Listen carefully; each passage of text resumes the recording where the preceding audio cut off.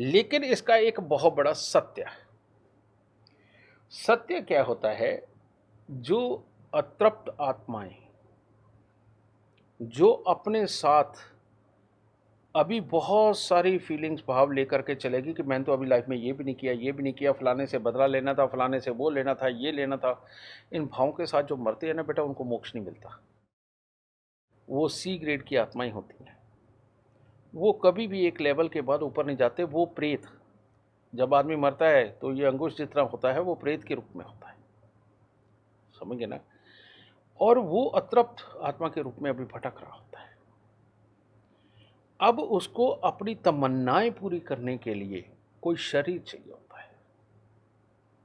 अब वो जो शरीर है, शरीर फिर वो किसी रूप में भी, और इनके अंदर जो भी चीज़ है वो भोग और संभोग से ही जुड़ी हुई है। भोग अच्छा। यानी कि खाना पीना लालच, जो हमें चीज़ें चाहिए, और संभोग विपरीत लिंगी इंटीमेसी। हाँ। तो इस चीज़ के लिए ये प्रेत आत्माएं कुछ भी करती हैं, किसी भी हद तक जाती हैं, है ना। अब ये कहीं तक भी जाने का कारण क्या है कि इन्होंने यहाँ पर ये स्वाद देखे। स्वाद सिर्फ धरती पे है, एक शरीर धारण होने के बाद ही स्वाद है, बाकी तो निस्वाद जिंदगी है आत्माओं के रूप में। आत्माओं के रूप में स्वाद वाली जिंदगी उनकी है जिन्होंने सब कुछ भोग के मोक्ष पाया है, या अपने आप को तप में तपा करके जिन्होंने मोक्ष पाया है, उनके लिए ये स्वाद नहीं है, बाकी सबके लिए स्वाद है। तो उसी चक्कर में ये 84 योनियों को भोगते हैं कि चल अभी इधर नहीं जन्म मिल रहा, उधर चलते हैं, उधर से निकलेंगे, उधर चलते हैं, उधर से उधर चलते हैं। ये इन भोग के चक्रों में ही होता है। और हर एक योनि में यही झगड़ा है जर जोरू जमीन का। जानवर अपनी निशानदेही लगाता है, ये इलाका मेरा है, और विपरीत लिंगी के लिए मर भी जाता है।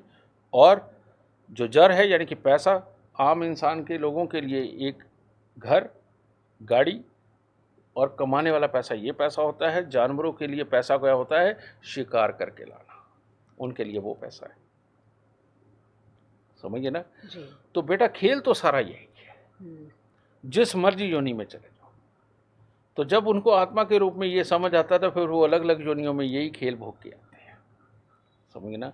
ये हालात होता है। लेकिन इसका एक मैं बहुत बड़ा एग्जांपल देना चाहता हूँ। जी जी जरूर। एक इंसान की इच्छाएं बहुत बड़ी हो सकती हैं, बहुत बड़ी, और उन बड़ी इच्छाओं के भंवर में फंस के ना इंसान, एक अच्छा खासा इंसान भी राक्षस बन सकता है जी, है ना। बिल्कुल।